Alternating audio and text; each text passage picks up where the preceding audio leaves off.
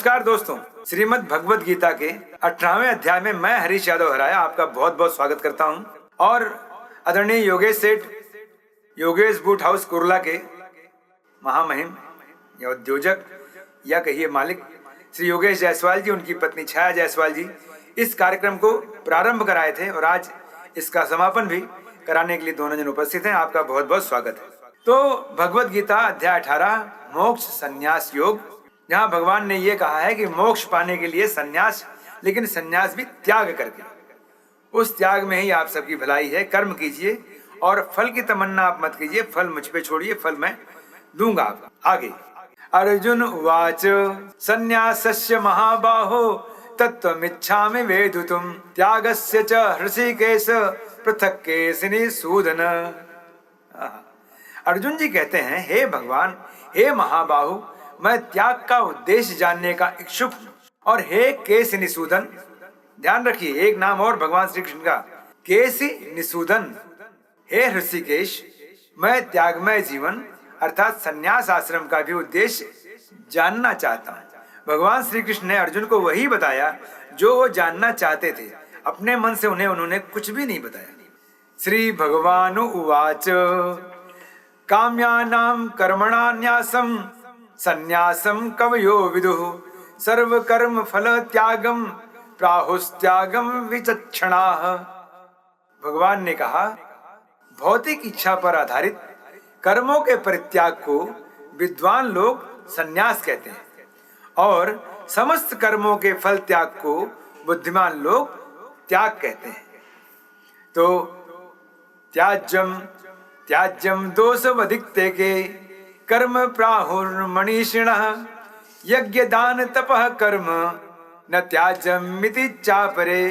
कुछ विद्वान घोषित करते हैं कि समस्त प्रकार के सकाम कर्मों को दोषपूर्ण समझकर त्याग देना चाहिए, किंतु अन्य विद्वान मानते हैं कि यज्ञ, दान तथा तपस्या के कर्मों को कभी नहीं त्यागना चाहिए। क्यों? क्योंकि निश्चयं शृणु मे तत्र त्यागे भरत सत्तम त्यागो ही पुरुष व्याघ्र त्रिविधा संप्रकीर्तितः।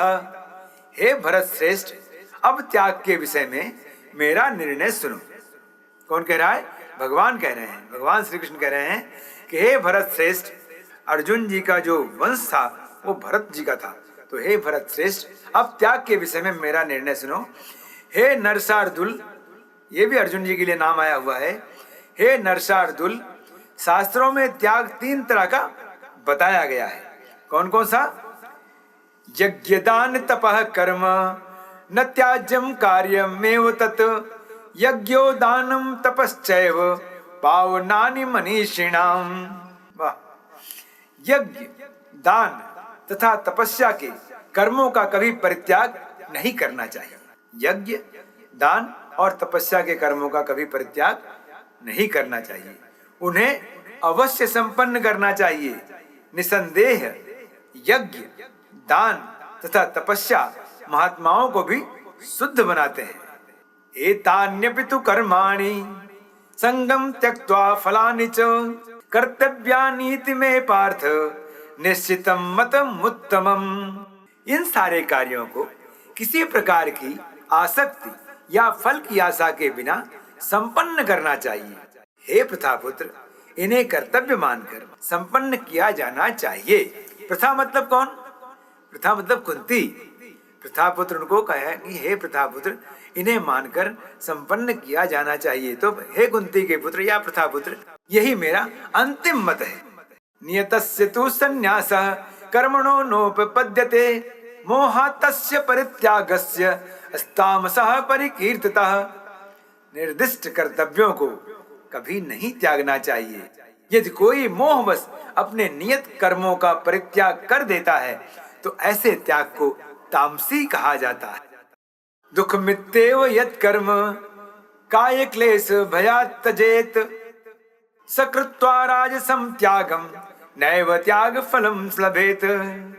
योगेश बाबू और छाया जी, देखिए, जो व्यक्ति नियत कर्मों को कष्टप्रद समझकर या शारीरिक क्लेश के भय से त्याग देता है, उसके लिए कहा जाता है कि उसने यह त्याग रजोगुण में किया है।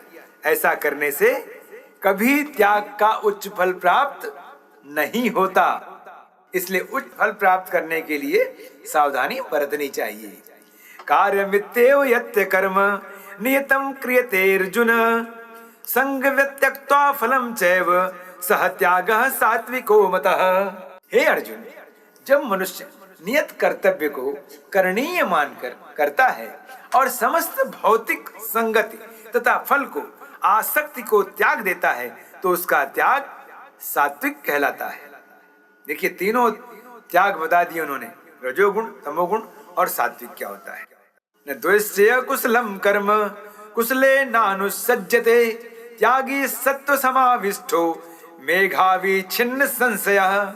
सतोगुण में स्थित बुद्धिमान त्यागी, जो न तो अशुभ कर्म से घृणा करता है न शुभ कर्म से लिप्त होता है, वह कर्म के विषय में कोई संशय नहीं रखता।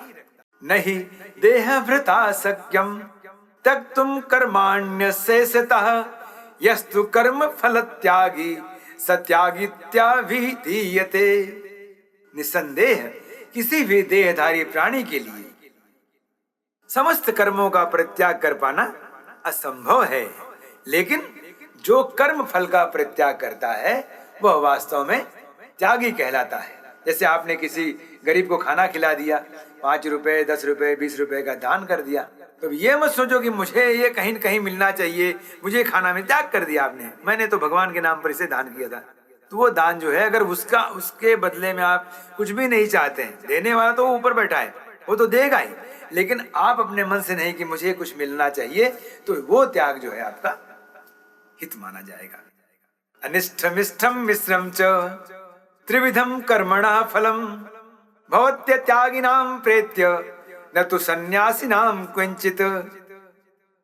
जो त्यागी नहीं है उसके लिए इच्छित, अनिच्छित, अनिष्ट तथा मिश्रित, ये 3 प्रकार के कर्मफल। कौन कौन से? इच्छित, अनिच्छित तथा मिश्रित।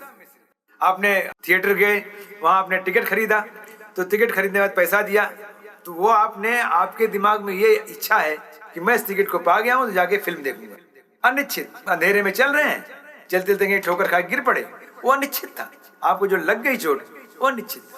तथा मिश्रित, कभी आप टॉकीज देखने जाइए, पिक्चर देखने गए हैं, तो वहां पर आपको लगना है पिक्चर देखना है, लेकिन आप उस बीच में रो में चल रहे हैं और अंधेरा हो गया है, तो जो सीट के बीच में चलते चलते रो में अगर आपको कहीं टूने में, घुटने में मार लग जाती है, तो यह मिश्रित होता है। ये 3 प्रकार के कर्मफल मृत्यु के बाद मिलते हैं। अभी जीते जी मिलते हैं, लेकिन ये तीनों के बाद मैं बताया कि किस तरह के ये मिश्रित होते हैं। ये मिश्रित फल आपको आगे चल के मिलेंगे। लेकिन जो सन्यासी हैं, उन्हें ऐसे फल का सुख दुख नहीं भोगना पड़ता। पंचेतानि महाबाहो कारणानि निबोध में, सांख्ये कृतान्ते प्रोक्तानि सिद्धये सर्व कर्मणाम। हे महाबाहु अर्जुन, वेदांत के अनुसार समस्त कर्म की पूर्ति के लिए 5 कारण हैं। अब तुम इन्हें मुझसे सुनो। वो 5 कारण भगवान श्री कृष्ण सुनाने जा रहे हैं अर्जुन को। अधिष्ठानम तथा कर्ता करणम च पृथग्विधम विविधाश्च पृथक वेष्टा दैवम चैवात्र पंचनम।